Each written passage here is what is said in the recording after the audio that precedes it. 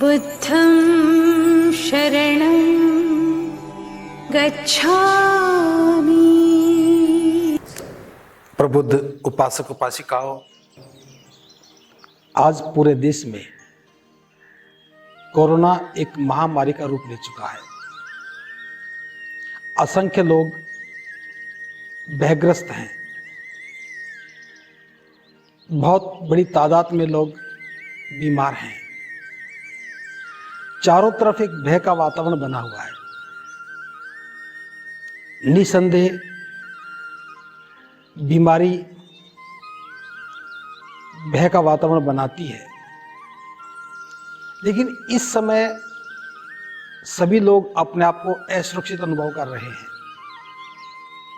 चूंकि एक संक्रमण का रोग है, एक व्यक्ति से दूसरे व्यक्ति तक फैलता है। ऐसे में जो प्रियजन हैं, उन्हें भी अपने जीवन को बचाना है। वो भी भयभीत हैं और ऐसे समय में जो वातावरण निर्मित करता है, वह पीड़ित व्यक्ति का मनोबल तोड़ने में बहुत बड़ा कारण बनता है। आज जिस भी व्यक्ति को बुखार होता है, खांसी हो जाती है, बीमारी का चाहे कोई भी कारण हो, उसे कोरोना ही मान लिया जाता है और मान भी लेना चाहिए।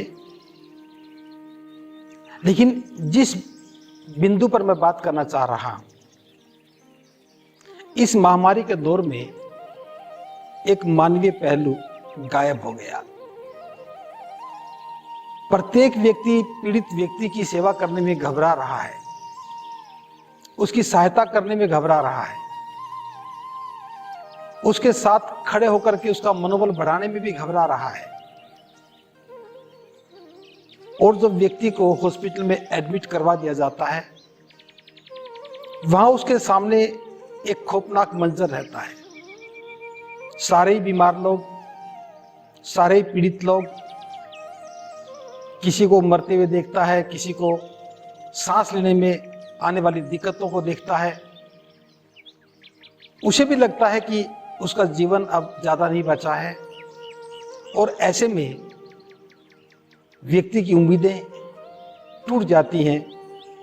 वो भयभीत हो जाता है और मौत के मुंह में चला जाता है। इस समय महाकारुणिक बुद्ध की शिक्षाएं पीड़ित लोगों के लिए एक सहारा बन सकती है। जो स्वस्थ लोग हैं, उनके लिए एक मार्गदर्शन का काम कर सकती है। हमें बीमार व्यक्ति की सेवा करनी चाहिए। बुद्ध के धम्म का तो आधार ही करुणा है। बिना करुणा के कभी सेवा नहीं हो सकती। निसंदेह ये बीमारी छूत से फैलने वाली है, तो भी हमें बचाव के साधनों को अपनाते हुए, सुरक्षा के साधनों को ध्यान में रखते हुए हम पीड़ित व्यक्ति की सहायता कर सकते हैं, उसकी सेवा कर सकते हैं, उसका मनोबल बढ़ा सकते हैं। एक समय की बात है, एक विहार में बहुत सारे भिक्षु रहते थे और बुद्ध भिक्षु आनंद थेर के साथ उस विहार में चले गए। उस विहार का निरीक्षण करते हुए उन्होंने देखा कि एक कमरे में एक बीमार भिक्षु है। वह अतिसार के रोग से पीड़ित है। वो जहां भी गिर पड़ा, वहीं उसने मलमूत्र त्याग दिए और उसी में वो पड़ा रहा। उसकी इस हालत को देख करके बुद्ध ने उसे नहलाया। भिक्षु आनंद थेर ने महाकारुणिक बुद्ध का सहयोग किया। सिर की तरफ से तथागत ने उसे उठाया। आनंद ने पैरों की तरफ से पकड़ा और भिक्षु को उसके आसन पर लेटाया। तब बुद्ध ने पूछा कि हे भिक्षु, क्या कोई और भिक्षु इस अवस्था में तुम्हारी सेवा नहीं करता है? उस भिक्षु ने कहा कि तथागत, कोई भी भिक्षु मेरी सेवा और सहायता नहीं करता है। तथागत ने पूछा कि भिक्षु ऐसा क्यों है? तब उस भिक्षु ने कहा कि तथागत, इन भिक्षुओं का मानना है कि मैं उनके किसी काम का नहीं हूं। फिर तथागत ने उन सभी भिक्षुओं को इकट्ठा किया और उनसे पूछा कि हे भिक्षुओं,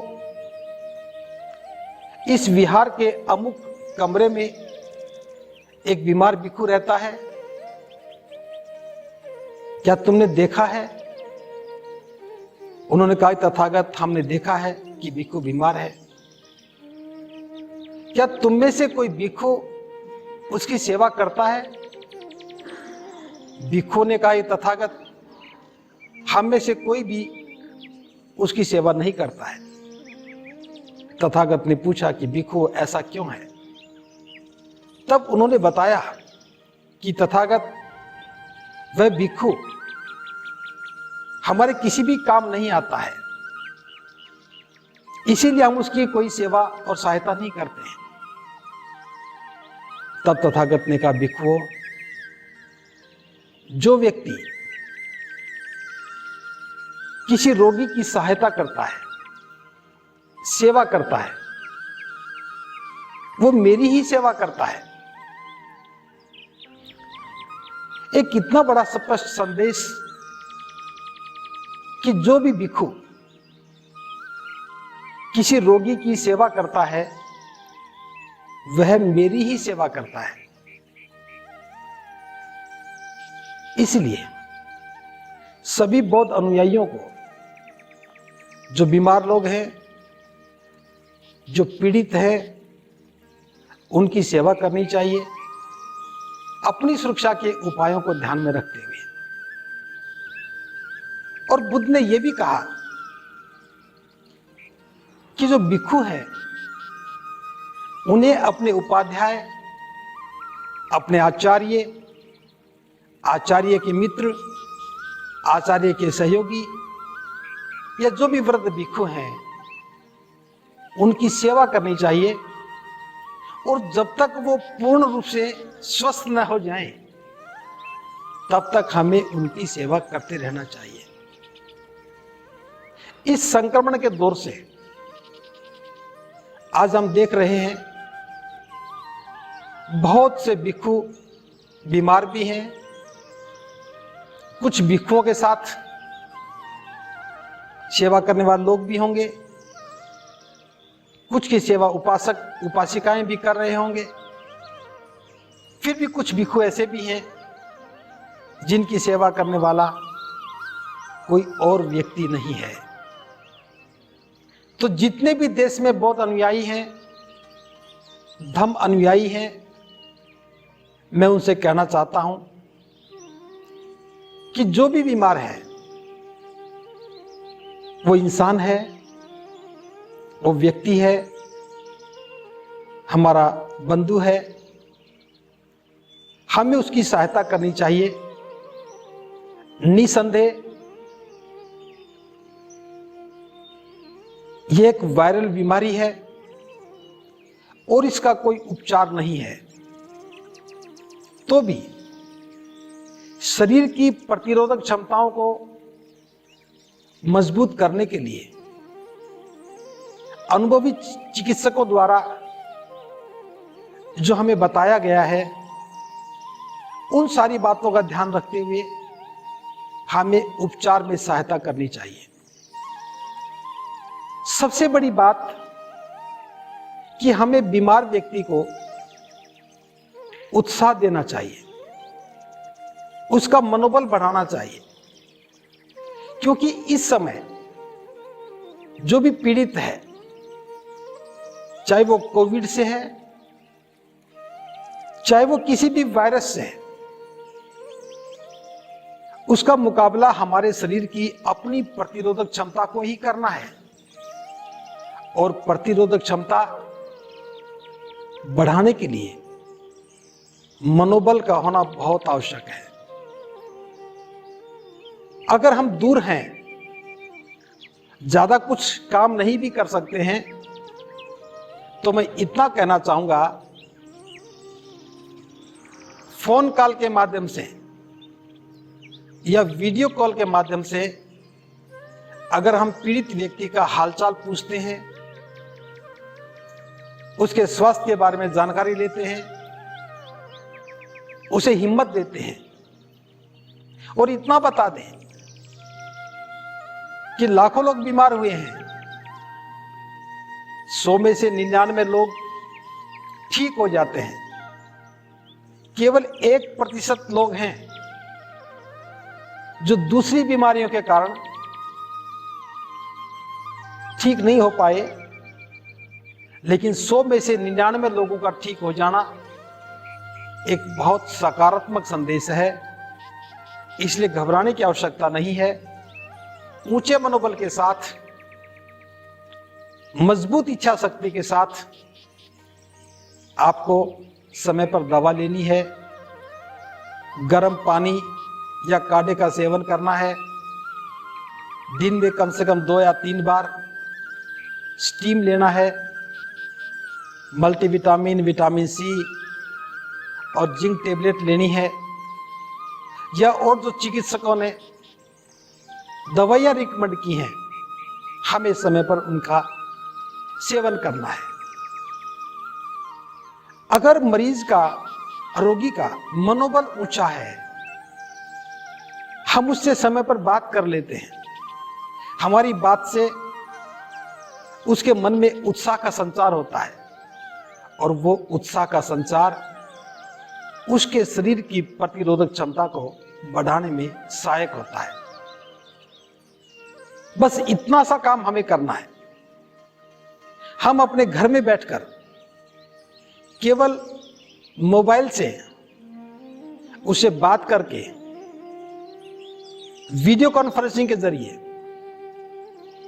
उसका मनोबल बढ़ाने का भी काम कर ले, तो मैं समझता हूं किसी भी व्यक्ति को रिकवर होने में बहुत बड़ी सहायता मिलेगी। और ध्यान रहे, जब भी हम बात करें, हम ये बात जरूर कहें कि कल की तुलना में आज आपका चेहरा ज्यादा अच्छा लग रहा है, हमें लगता है कि आज रिकवरी कुछ फास्ट हुई है। हमारी बातों से ही उसे लगेगा कि मेरे साथ कोई खड़ा है, मेरी सहायता करने वाला कोई है, मेरी फिक्र करने वाला कोई है, मुसीबत में कोई साथ देने वाला है। और ये कॉन्फिडेंस उसके अंदर एक उत्साह का संचार करेगा। और जब मन उत्साहित होता है तो हमारे शरीर की प्रतिरोधक क्षमता मजबूत हो जाती है और बीमारी से बाहर निकलने में बहुत सहायता करती है। तो प्रबुद्ध उपासक उपासिकाओं, यह कोई बहुत बड़ा मुश्किल काम नहीं है, इसे हमें करना चाहिए।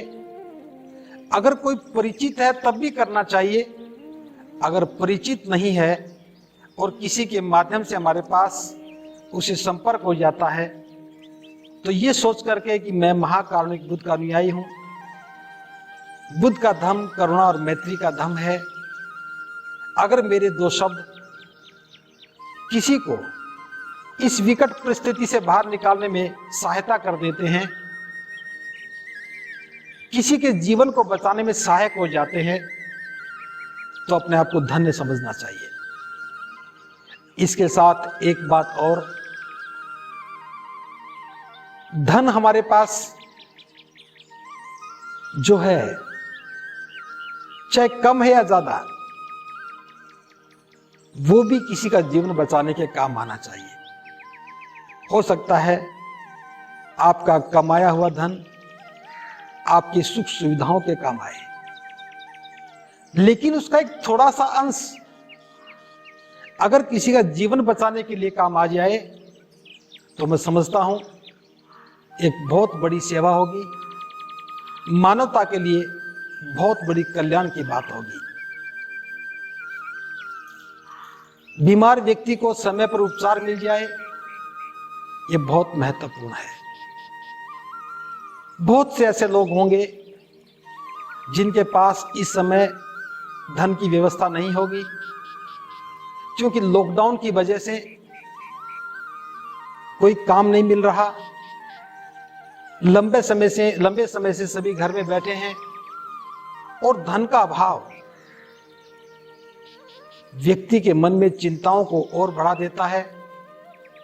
और जो जो बीमार व्यक्ति के मन में चिंता ज्यादा बढ़ती है, मेरे पास तो पैसा नहीं है, मैं दवा कैसे लेके आऊं, बिना दवा से मैं कैसे ठीक होऊंगा, और चिंता जो है उसे और ज्यादा गंभीर बना देती है। ऐसे क्षण में आप उसके पास खड़े हैं,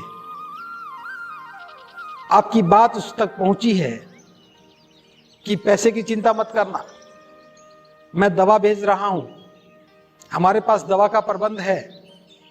एक छोटी सी किट बना करके जिसमें काढ़ा का सामान भी हो, भाप लेने का सामान भी हो, दवाइयां भी हो, थोड़े से पैसे में 10-12 दिन की दवाइयां आ जाती हैं। और अगर ये हम वहां पहुंचा दें तो मैं समझता हूं हम किसी का जीवन बचाने का काम कर रहे हैं। बाकी सब बातें बाद में हो सकती हैं, कौन अच्छा काम करने वाला है, कौन अच्छा काम नहीं करने वाला है, ये सब बातें करने का समय नहीं है। लेकिन हम अपने करुणा के साथ, मैत्री के साथ मानवता की सेवा में लग जाएं। एक संदेश मैं और देना चाहूंगा। आज हम देख रहे हैं जो ही बीमारी का प्रकोप बढ़ा, कुछ मुनाफाखोर लोगों ने आवश्यक वस्तुओं के भाव बढ़ा दिए। हम देख रहे हैं बहुत सारी चीजें दुगनी और तिगनी कीमत में मिलने लगी है। 80 रुपए किलो जो सेब मिलते थे वो 280 हो गए। 25 रुपए का कीवी मिलता था वो आज 80 रुपए का मिलता है। 40 रुपए का नारियल मिलता था वो 80 का हो गया। संकट की घड़ी में जब देश का आम व्यक्ति पीड़ित है, उसे इनकी आवश्यकता है, ऐसे में मुनाफाखोरी करना मानवता के लिए एक जघन्य अपराध है। लोगों को प्रेरित करें कि ऐसे समय में मुनाफाखोरी करना, चीजों के भाव बढ़ाना, गरीब आदमी की पहुंच से दूर करना एक अक्षम्य अपराध है। जो व्यक्ति धनवान है उसे कोई फर्क पड़ने वाला नहीं है। जहां उसे 100 रुपए खर्च करने थे वहां वो 200 खर्च कर सकता है, जहां 500 खर्च करने थे वहां 1000 खर्च कर सकता है। लेकिन प्रभाव तो उस व्यक्ति पर पड़ता है जिसके पास पैसा नहीं है। तो प्रबुद्ध उपासक उपासिकाओं, बीमारी हमारे हाथ में नहीं है, कब किसके जीवन में आ जाए, लेकिन सहयोग करना हमारे सामर्थ्य में है, उसके साथ खड़े होना हमारा सामर्थ्य है। और थोड़ी सी आर्थिक सहायता के माध्यम से, उपचार के लिए दवाइयों के माध्यम से, आहार के लिए फलों के माध्यम से अगर पीड़ित व्यक्ति के साथ खड़े होते हैं, कल्याण की भावना के साथ हम काम करते हैं, तो समझिए हम महाकारुणिक बुद्ध के सच्चे अनुयायी हैं। इसके साथ एक काम और भी करना है। अगर हमारे संपर्क हैं, संबंध हैं, हम जानते हैं कि कहां से ऑक्सीजन मिलेगी, कहां सिलेंडर की उपलब्धता है, किस हॉस्पिटल में बेड मिल सकता है, कौन डॉक्टर है जो फोन पर भी सहायता या सलाह दे सकता है, हमें उनके संपर्क में आना चाहिए और पीड़ित व्यक्ति, गरीब व्यक्ति की सहायता के लिए हमें खड़ा होना चाहिए। आज के समय की यही सबसे बड़ी जरूरत है। प्रत्येक व्यक्ति इसी उम्मीद के साथ बैठा है कि कोई उसकी सहायता करने वाला होगा और आपसे बेहतर इस काम को करने वाला कोई और नहीं। तो मैं सभी प्रबुद्ध उपासक उपासिकाओं से अनुरोध करना चाहूंगा, इस संकट की घड़ी में पीड़ित लोगों के साथ खड़े हों। विहारों में जो भिक्षु रहते हैं उनके प्रति भी मन में सेवा का भाव रखें, उनका भी हालचाल पूछें, उनकी भी आवश्यकताओं का ख्याल करें। और बीमार व्यक्ति चाहे कोई भी है, किसी भी धर्म का है, किसी भी जाति का है, किसी भी गोत्र का है, इन सब बातों से ऊपर उठ करके हमें सबकी सेवा के लिए काम करना चाहिए, सबकी सहायता करनी चाहिए।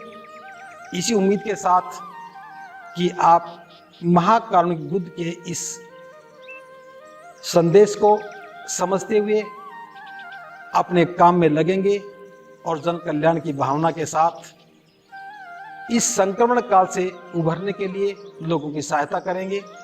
इन्हीं शब्दों के साथ सबका भला हो। भवतु सब मंगलम, भवतु सब मंगलम, भवतु सब मंगलम।